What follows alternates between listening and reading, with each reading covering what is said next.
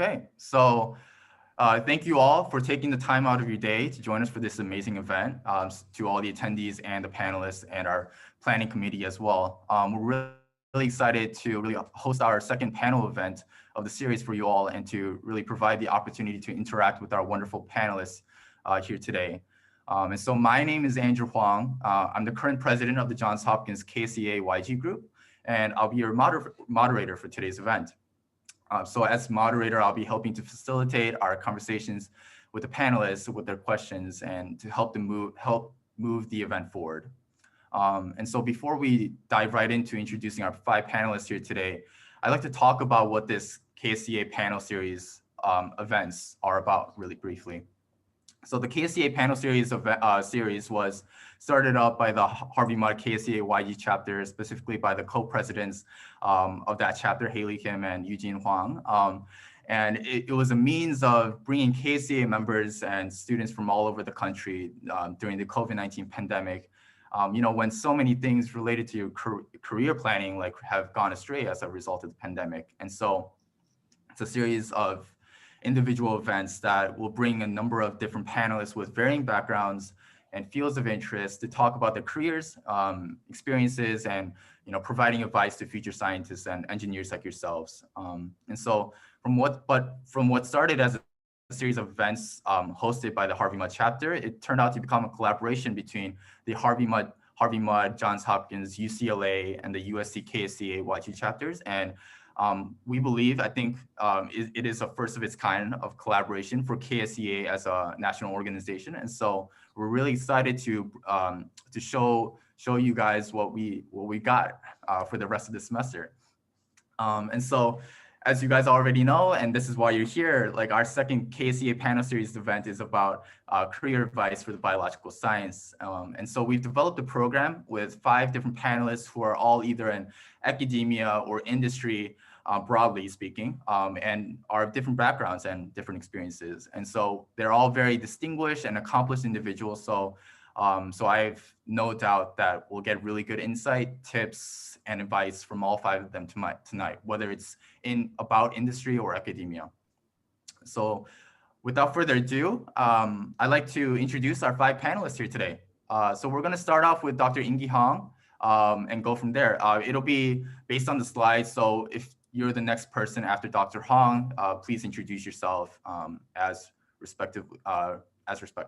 So if all the panelists can introduce themselves, your name, your current profession, the institution that you're affiliated with, and really anything else you want to mention to describe yourselves, like about your hobby or where you're currently based during this pandemic, for example. So Dr. Hong, or Ingie, as he instructed me to call him, if you can start for us. Thanks, Andrew. My name is Ingie Hong. I'm a postdoctoral fellow at Johns Hopkins Medical Institute, and my field is molecular computational neuroscience. So we're studying, how neurons in the mouse brain work together to give us cognitive abilities and memories, and what molecules really serve that. And I think it's important because we're understanding more and more about what can go wrong now in terms of disease, neuropsychiatric, as well as neurological disease. So it's an exciting time in my field, as I imagine all of you, it is for you. And yeah, so as an academic track postdoc, I can share some of my experience, first studying in Korea as a graduate student, and then coming over to the States as a postdoc. Currently under COVID, I've been going to work maybe 2 or 3 days in a week. And so in the leftover time, after taking care of kids and all, we've started biking a little bit and bringing out our old instruments. I play the cello, but it's been terribly long since I played, so dusted off it, and we're starting a little bit. Good to meet you guys. Thank you so much, Ingie. So our next panelist is Dr. Yumi Kim. Hi, my name is Yumi Kim. I'm an assistant professor in the biology department at Johns Hopkins University. I did my undergraduate studies in Seoul, at the Seoul National University. And then I came to San Diego for my PhD. I went to UC San Diego. And then I went to Berkeley for my postdoc. And I didn't know that I will end up in Baltimore, but I did, and I really like it. And it's been 4 years since I started my own lab in the biology department. And my lab studies how chromosomes segregate during meiosis. It's a specialized cell division that makes sperm and eggs. And I think most of you took cell biology or will plan to take cell biology. And meiosis is unique and different from mitosis, and it involves more complex chromosome behavior. And we are trying to understand in a molecular term how chromosomes pair and recombine in order to properly segregate in meiosis. And to do that, we use C. elegans. It's a small nematode that has great genetics and short lifespan. And that's what we study in the lab. And in terms of my hobby, I got interested in gardening recently. It has been very therapeutic, especially during the pandemic. And that's what I am hoping to learn more. Thank you so much, Dr. Kim. That was great.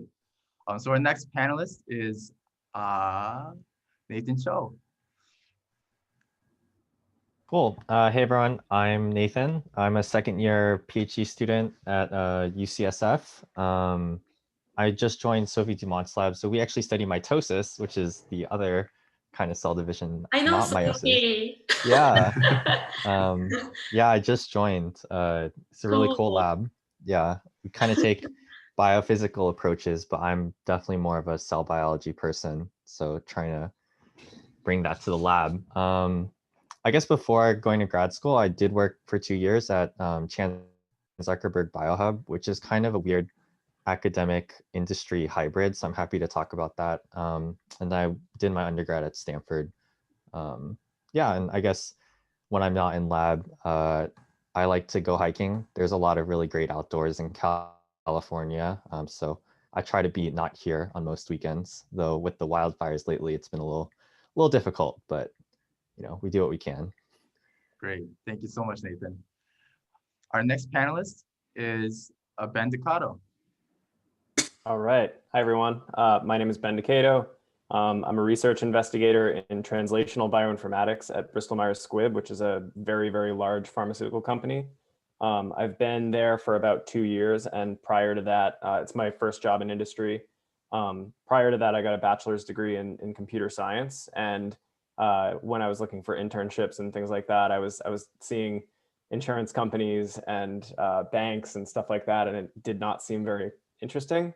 I think while I was there, they started a department option in bioinformatics, so I got kind of roped into it without really knowing what it was.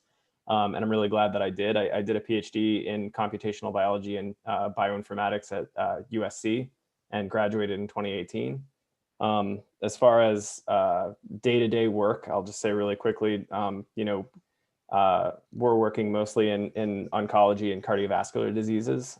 So I get to interface a lot with molecular biologists and toxicologists and things like that, sort of every person through stages of different drug development parts. So in terms of hobbies and stuff, I'll echo what others have said. I have a guitar that has been sitting since I got it for a birthday present when I was like 15, and I pulled it out of storage this year, so I got to figure out how to change rusty strings and stuff like that.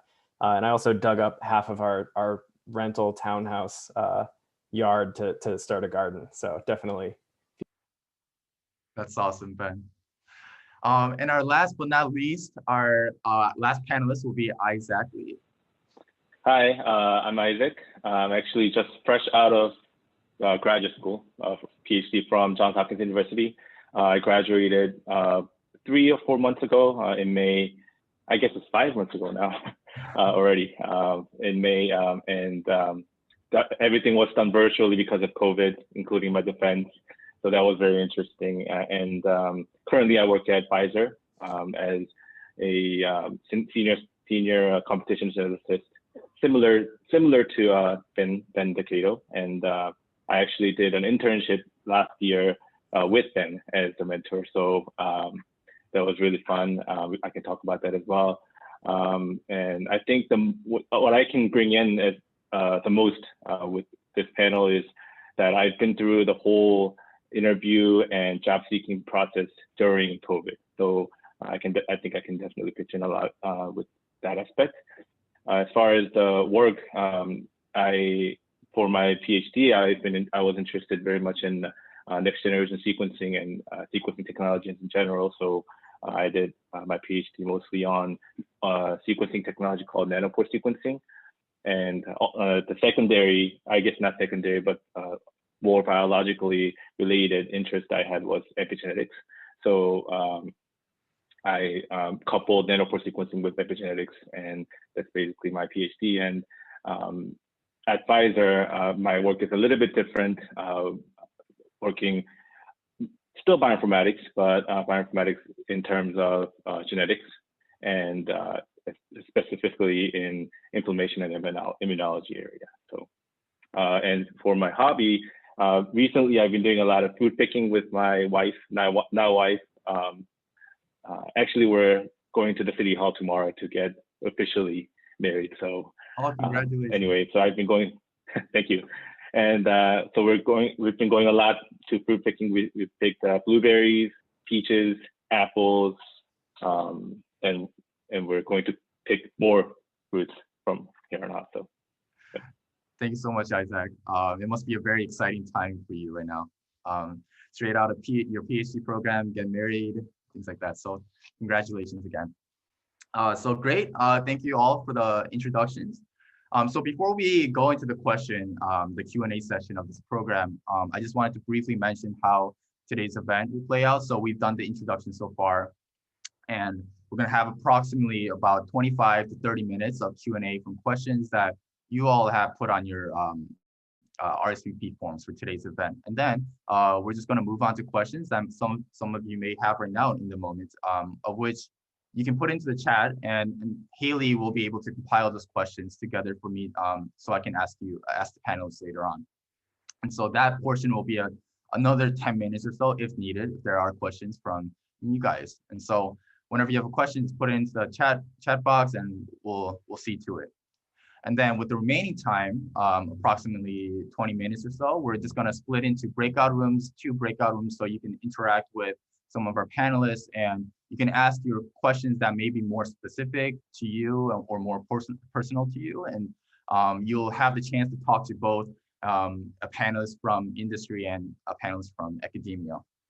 And so, and then before we start the questions, I just wanted to remind the panelists that some of the questions are RSVP questions, and some of them are applicable to all, so it doesn't matter whether it's industry or academia. So I'm just going to rotate around everybody, and we're just going to have two panelists answer each of those questions in the interest of time.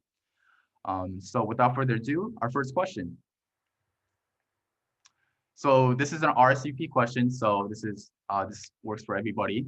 So what are some of the most exciting recent developments in your field? So for this question, I'm going to ask Dr. Kim and Ben to answer this question. Dr. Kim, maybe we can start with you. I guess the most exciting development would be many things, but I'm sure all of you heard the news yesterday that Nobel Chemistry Prize went to two amazing female scientists. Yes. Who developed CRISPR. I think that's one of the most exciting discoveries in any field in biology.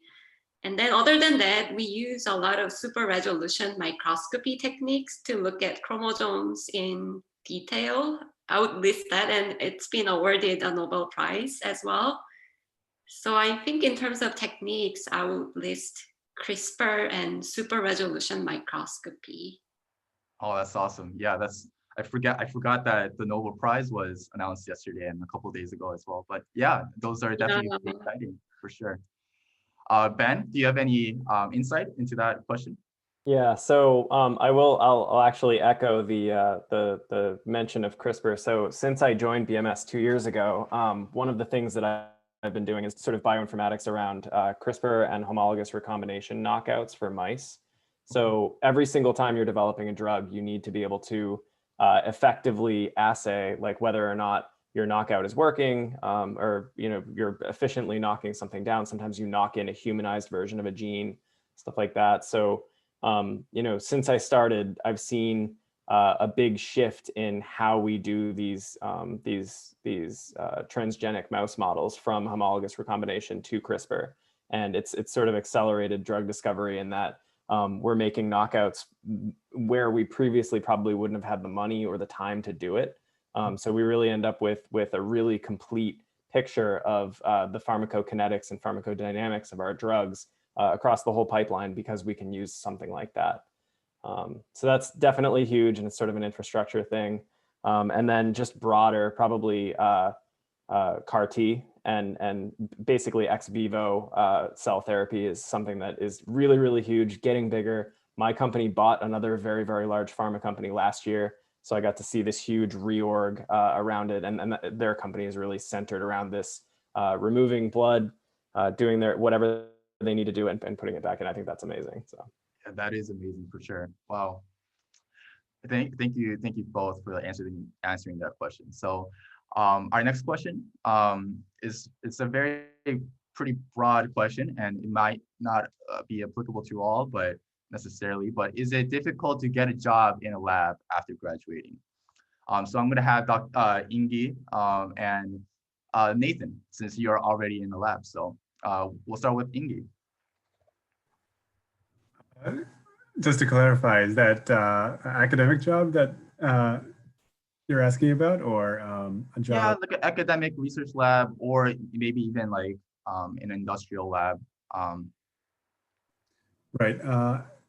One thing that I've been quite surprised about is despite the pandemic, there are a healthy stream of job postings, both at the faculty and postdoctoral level. So you'd be amazed, how much people are still in need of good talent, bright minds, especially minds that are trained to be able to act on, evidence and quickly get into rational, decisions that can be profitable. And so I imagine that could be the same as in industry as well. Although, there are certain sectors where, funding and revenue is certainly a problem. Now, aside from COVID, broadly speaking, I think it's more about getting a good match. I think there is need wherever you go. It's finding people that really need your set of talents. In terms of postdoc jobs, I think there's certainly an abundant amount of jobs. Maybe not the best market in the world currently, but decent enough to find. And you can talk about industry jobs. Thank you so much, Ingie. Nathan? Yeah, I guess I think I'm the youngest panelist, so I can maybe speak to like looking for jobs after undergrad, which I think most of you, yeah, I would agree with what Ingie was saying. I was actually surprised that a lot of the labs that I know still hired techs, which is typically the job you'll be applying to after undergrad. Like most of the labs in my building were still hiring techs this past cycle. So I think that my, I guess, twofold advice is that some of the hiring cycles are different between industry and academia. And so like if you're looking for example, tech jobs now, they just may not be out there yet because the current tech hasn't left, right? That doesn't mean they won't exist in a few months.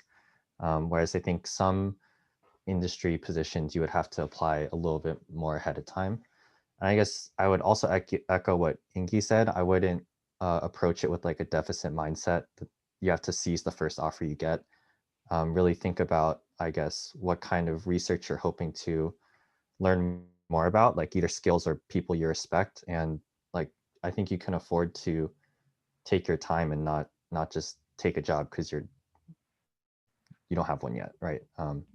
I think that would be a bigger mistake, is to just grab a job because to have one versus to wait for one that actually gives you what you want to look for. That's a very good point. That's a very good point for sure. Thank you, Nathan and Ingie for that. So our next question is for our panelists who are in academia right now. So how did you end up choosing your field of study, and what's the general path to becoming an academic researcher like yourself? So Dr. Kim, if you can start, please. As I said, I studied meiosis, and I think the first time that I got fascinated by cell biology is when I took the cell biology course in undergrad, when I was an undergrad. I was just hooked to watch chromosome segregation during mitosis. And for my PhD, coming from Korea, I had to apply broadly, not knowing much about different types of research or different types of labs. So I just apply sort of blindly, and I got into UCSD, and that was the only school that would admit me. So then I ended up in San Diego, and I was lucky enough to join a lab that studies mitosis. So I am coming from mitosis, and that's how I started looking at chromosomes during cell division. And then I did a good PhD. I worked on a kinetochore motor that moves chromosomes around during mitosis. And I thought about my postdoc option. I didn't want to explore industry, or I haven't thought about other options. But thinking about mitosis, it's an old field, and the field was mature, and I didn't know what to do afterwards. But then I realized that there is a related cell division that is more complicated, that happens only in a very specific developmental time window. And because of that, it has not been studied very much. So I thought I could bring my knowledge and expertise that I learned in grad school and use that to study meiosis in a genetic model organism. So that's why I moved to study meiosis instead of mitosis. And then I also switched my model organism. I learned how to work with C. elegans as a postdoc. And that's how I ended up at Berkeley as a postdoc studying meiosis. But then the second question is about what is the general path to become an academic researcher, right? So after finishing my postdoc, I think there could be many different options. I know people are either getting faculty position or getting a job in industry, or completely change their path and work for Silicon Valley, becoming a data scientist or doing consulting. But for me, I didn't have those skills that are required for other industry jobs. So I actually like doing research, and that's what I do well and I feel passionate about. So I applied for a faculty position, again, broadly, including US, Korea, even in Singapore, because I didn't know whether I would get a job. And then I think I was lucky. I had an offer from Korea. I had few offers in the US, and I came to Hopkins. Wow. But yeah, my takeaway point from that is it's a very uncertain path, right, to becoming an academic researcher. So yeah, I'm sure there's a lot of hardships from that as well. Yeah, uncertainty can be hard, but it can be good. It can be good. Yes, that's true. If you look at it from a positive side. Right. Awesome. Thank you, Dr. Kim. Ingie, if you can give us some insight into this question. Right. You ask a lot of people, why they decided to become a scientist, and they'll say, oh, at 7 years old, they read this fascinating article or saw an apple fall down from a tree. But I think for a lot of people, like normal people like me, it's actually really important to follow a path of elimination. Like I think that sort of echoes what Yumi described too, because you'll run into a lot of things that are interesting at first, but then maybe not perfect for you. And the same happened to me.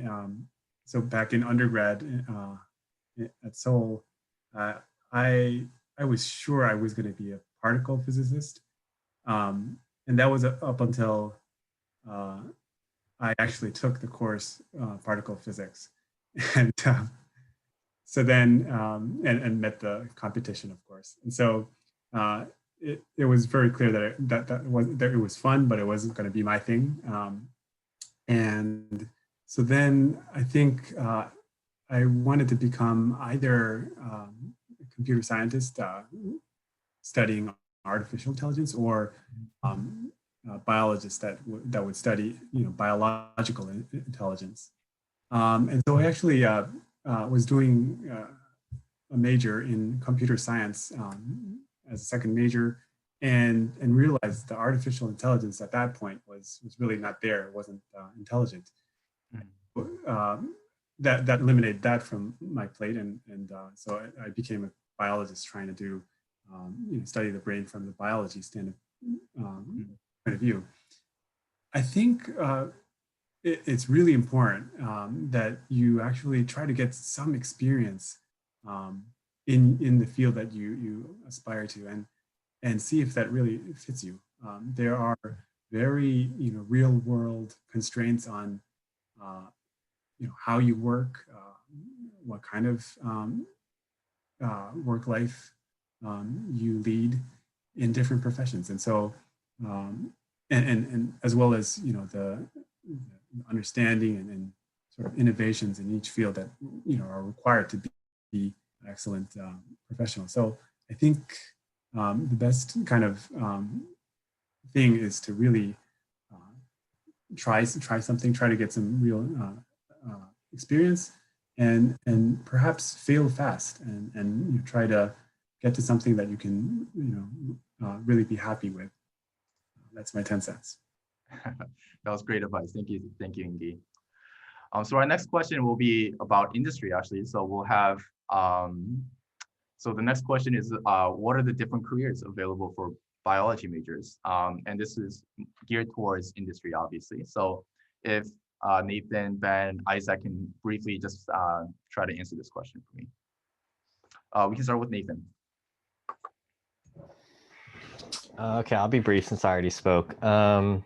Yeah, I think that there are a lot of times when you hear about careers, it's mostly through the lens of research, but there are definitely things you can, and there's a diverse set of research opportunities in industry, I'd say. Research in like a pharmaceutical looks very different than some of the research startups that you'll hear about, or technology development companies, right? Those are all very different, and I think it's Ingie was saying, you actually kind of have to experience it to know a little bit of what that is and if that's for you. But you also don't have to like stick in research, but still you can be connected to biology. I know people who are pursuing going into like policy or working for journals, or things of that nature. So it's not, you don't necessarily have to be a researcher to stay in biology. If you find that working at the bench is not for you, you can also, I guess, become more computational. These are all just options that I guess you're only limited by your own imagination for what it means to like be connected to biology. Awesome, thank you. Ben? Yeah, so I totally recognize that the three of us are all very computational. So yeah, maybe I'll speak a little bit to the less computational positions that I interact with in pharma.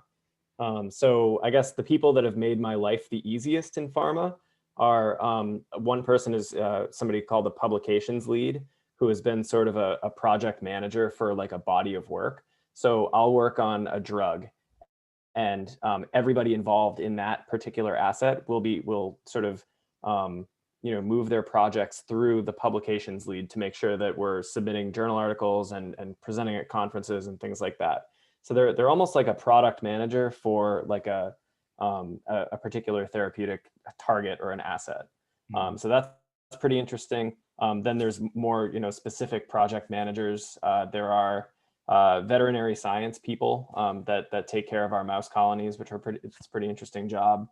I would say most of the scientists are definitely PhDs or MDs. So that's, something to consider, is that if you're getting into molecular biology at like a top pharma company, that's probably going to be an expectation. At the very least, there's going to be a glass ceiling. That's not necessarily true for startups. So my wife is at a biotech startup as well. And she started as she does have her PhD, but there's a lot of master's degrees people as well. And she started as a formulation chemist and moved into product management as well. So I think, moving beyond the bench is pretty easy to do in industry, and there are a lot of options. So. Awesome, thank you. And then Isaac? I want to echo what Ben just said, that, if you want to do research, then it's going to be a lot easier if you have a PhD or MD or whatever professional degree. So, I've seen people in R&D, so research and development at Pfizer, who don't have a PhD, but definitely 90% of them do have PhD. So it'll be a lot easier if you have a PhD to research. But if you're not really into research, or if your options are, you have a lot of options, then there are actually a lot of options in the industry. So things like consulting that Dr. Kim mentioned. Even within bio-specific industry, there's big pharmas like Ben and I, and then there are small startups like Ben's wife, and then also things like biotech, or in my context, there's a whole bunch of sort of small companies that do a lot of sequencing related work, and a lot of those companies are small, but they're really technology driven, and they still need a lot of biology people to really get the focus right in terms of the next generation sequencing and things related to that. So, but there's also government labs. There's also a lot of my cohort from undergrad went to consulting, and one thing I know about consulting, I don't know too much about it, but one thing I do know is that there's a lot of travel involved. So if you like travel, then perhaps that's a thing. And I think they pay well, pretty much so. And so other than that, I think Ben and Nathan covered a lot of good ones. Awesome, thank you so much, Isaac. So we actually got a question in the chat. So we'll ask that question first and then move on to the other questions that we have prepared. But the question was, in your own experience, what do you think the hardest part of grad school is? So I think this would be most applicable to Nathan and Isaac, since Isaac just graduated and Nathan is currently pursuing his PhD. So if you guys can talk about your experiences, that'd be awesome. So maybe we can start with Nathan.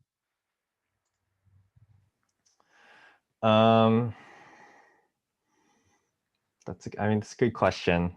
I think that where people tend to struggle in graduate school, I think I'm a second year, so let's just take the caveat that I'm only early in my grad school, so I don't know the late grad school struggles. Maybe Isaac can speak about that. But I know that early on, a lot of people struggle with just the lack of structure, and imposter syndrome are probably the two main things. So I think a good PhD advisor will give you a lot of leeway to like shape your own project, and actually your first year you decide what lab you even want to join, and that freedom can actually be highly intimidating and cause a lot of anxiety. And then the imposter syndrome, I think that professors and postdocs and older students are just all really smart, and I think you have to constantly remind yourself that like they weren't like that when they started grad school. Even it takes time to get there. So I would say those are two things that a lot of people I know struggle with early in grad school. For sure. And then Isaac? I think imposter syndrome carries on throughout the whole grad school career, and I think even past that. So I can see Dr. Kim, Dr. Hong, and Ben all nodding. So the thing about imposter syndrome is that you see there's always somebody who's better than you, somebody who does something better than you. You're not going to be the best at everything you do. And the more you delve into something, the more you realize it. So I think that's probably the biggest thing. Towards the late stage of grad school, I think I struggled finding the right point at which I want to finish PhD. So especially towards the end of it, there's so many things that you find a lot of potential in, and so many things that you want to do. And so, you can get down the rabbit hole of trying to do so many different things, and you're so interested in doing everything. Science is so interesting, and there are so many things that are not well done yet. So you want to establish new things. So then, you can get into 7th year, 8th year, 9th year, 10th year. I've heard of people who do like 10 or plus years of just PhD, not even, postdoc. So I think finding a good point at which you want to be fit, you want to say, I'm done with PhD, I want to move on to my next stage in life, was a big decision for me. And I would say one thing to help out with that is just look for opportunities, like industry or whatever your next stage would be. Just look for opportunities. And when there's a good opportunity that's presented to you, then that's pretty much the time to leave. And so, yeah. Thank you, Isaac. That was very insightful for sure. And then we have another question actually in the chat. So that's great. And so the question actually, I think Ingie and Dr. Kim will be able to answer this question and provide great advice and insight into this. But the question was, do you have any advice for undergrad research students right now that will help them going into graduate school or like a higher research experience? So Dr. Ingie, if you can start. Right. So I think it's important to get some undergraduate research experience before you hit grad school. And if you, at that point, you should certainly try to do, at least 1 or 2 rotations before you commit to a lab. And that's, important twofold. First, whatever, lab you first hit, it'll likely be your first professional job where you're to act professionally, not spill all the reagents on the floor and miscalculate some concentration or show up late in the morning. And so there's a decent number of things that you need to learn just to really provide a level of professionalism at your job, whatever it is. And so that's one fold. And then the other side is that really finding a good fit, like I said before, is really like a chance thing. You might be lucky and you might get it in one shot, but for some people, you really have to do 3 or 4, rotations or different internships until you really find something that you can be passionate about. So that would be having some prior experience before committing to a long-term graduate lab would be my advice. Great, thank you so much, Ingie. And then Dr. Kim? I completely agree with Ingie. You have to know what you are interested in, and you have to find a good fit. And I think that's all it matters. And when you apply for med school or grad school, I think the most important thing is letter of recommendation. And I read now a lot of applications. It's because it's more exciting to read letters, and it speaks a lot about the candidates. And if you find a good fit and good mentors who would write you a good letter of recommendation, I think it can go a really long way. So you have to do some research about your own interest. And when you contact the labs, you have to show that you are really interested and you have done some reading so that it will increase your chance to get accepted to that lab. And I think that's really important. And often people take gap year if you don't have a lot of research experience during undergrad, I think that's a great option, especially if you want to go to grad school. Great, thank you so much, Dr. Kim. And then I think we'll have one last question, and then I think we're gonna break out into breakout rooms. And so the last question, it applies to everybody, but I think I'm gonna give Ben, Isaac, a chance to answer this question. So the question is, what is one thing you wish you could have done earlier in your career? Something maybe you regret or you think you could have helped your career in the future? So we can start with Ben. Yeah, so I'm pretty fresh in my career. This is my first industry job post PhD. I will say that as an undergrad, I did undergrad research. A couple of years, I didn't get a paper, but it was certainly enough exposure to get into a good grad school. And when I was in grad school, my advisor expressly forbid internships. So I would say probably that's something I would have really liked to have done. I did do an internship in undergrad, and I think it gave me some really fresh perspective, but I wasn't really ready for the work. So trying to I guess broaden my horizons earlier would have been really nice. You know, I don't want to like, you know, say anything bad about my advisor. He was a great advisor. And I disagree with him on the internship point. But that's something that I would definitely look for if I were going into a grad program is the, I guess the willingness from an advisor to let you explore your options and recognize that academia is not the only path, and that to be a responsible and effective advisor means allowing you to explore those other paths. So that's a very good point. And that's kind of why we have this event for our attendees to explore academia and industry and see what really fits for them. I mean, I'm sure many of them are still unsure about their own future, but I think that's a very good point that you bring up, Ben. And then last, Isaac, if you can provide some insight.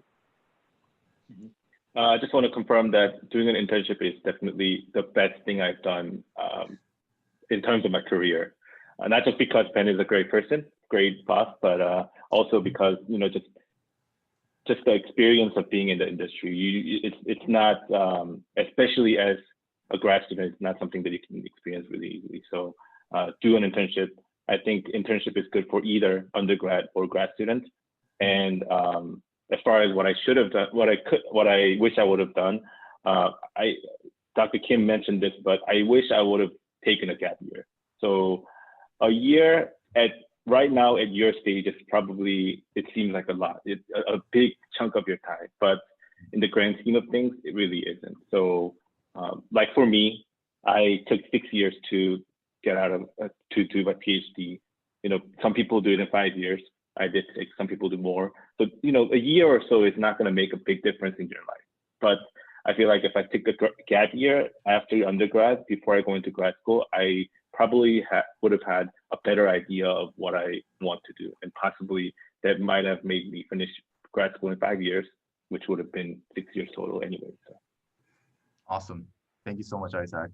And I think that'll be our last question for tonight. And we're actually gonna break out into separate rooms. We'll have 2 rooms where you'll have an opportunity to either talk to one of the academia panelists or one of the industry panelists. So if any of you have to leave in terms of the attendees, feel free to leave. But before we break out into breakout rooms, we like to take a group photo just because this is the first time we're doing something like this in Zoom. So if everybody's okay with that, but if you are uncomfortable with having your face shown, please feel free to turn off your camera, and we'll go from there. So I think Haley will be taking the group photo. So Haley, whenever you're ready. I think I will be actually. Oh, you did, yeah. Okay. Great. All right, smile. I will count down. 3, 2, 1. Awesome. Thank you. Thank you, guys. So I think Haley has the breakout rooms ready. So whenever you're ready, Haley. Yep, I'll send us all to the breakout rooms.